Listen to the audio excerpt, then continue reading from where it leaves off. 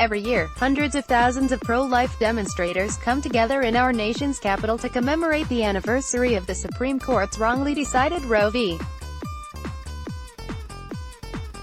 Wade decision and demand political action that would protect the right to life for the unborn. Now in its 47th year, the march has become the premier event of the pro-life movement.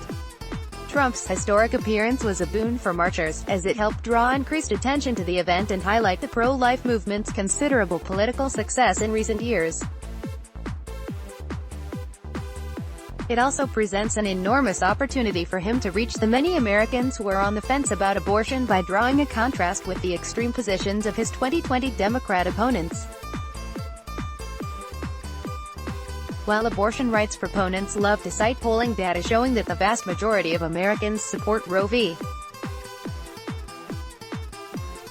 Wade, the reality is that many Americans also reject the abortion on demand, including at a late stage of pregnancy, in some cases, regime created by that ruling. A Gallup poll last year showed that a majority of Americans support restrictions on late-term abortion. Nevertheless, in recent years, too many on the left appear to have abandoned any sort of moderate consensus on the issue, with the pragmatism of safe, legal, and rare, in some cases even giving way to the ideological purism of shout your abortion, presumably hoping no one in middle America would notice. Unfortunately for the Democrats' electoral hopes, the American people did notice, and the Republicans are taking advantage politically.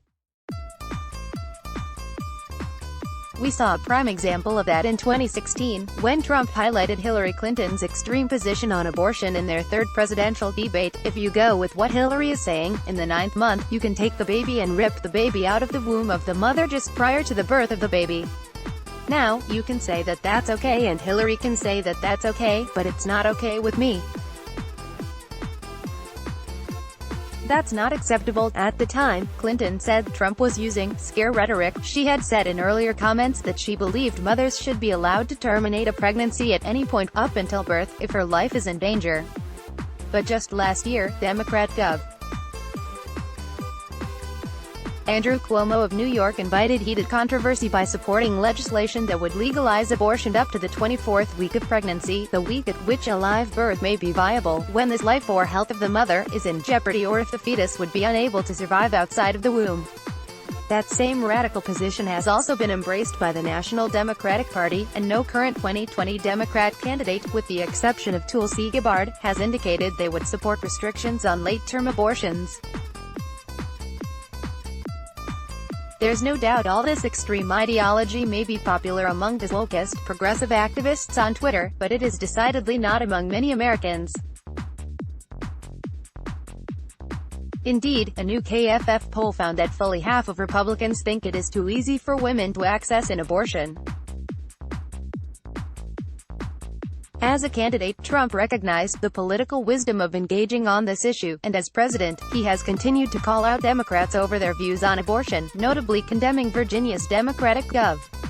Ralph Northam last year for his comments on a radio show about a bill before the Virginia House of Delegates, which some initially construed as supporting infanticide. Northam's spokeswoman later said his comments were intended to address the tragic and extremely rare case in which a woman with a non-viable pregnancy or severe fetal abnormalities went into labor. Even more importantly for Friday's marchers, Trump has achieved a number of pro-life accomplishments in his first term, such as signing a bill that would allow states to deny funding to Planned Parenthood, and appointing right-leaning justices to the Supreme Court, and, if re-elected, is promising to do even more in his second. Now as the 2020 race approaches, the March for Life offered Trump the perfect chance to make abortion a defining issue of the campaign. He can point out how 2020 Democrats are arguing for few restrictions on abortion but also for funding by taxpayers as well, for women on Medicaid. He can draw attention to how Democrats in Congress have repeatedly blocked legislation that would compel doctors to provide life-saving treatment to babies who have survived abortions. Opponents said one recent bill was unnecessary because a similar law already exists, the Born Alive Infants Protection Act of 2002. All of these contrasts should strongly benefit him with voters even outside his pro-life base.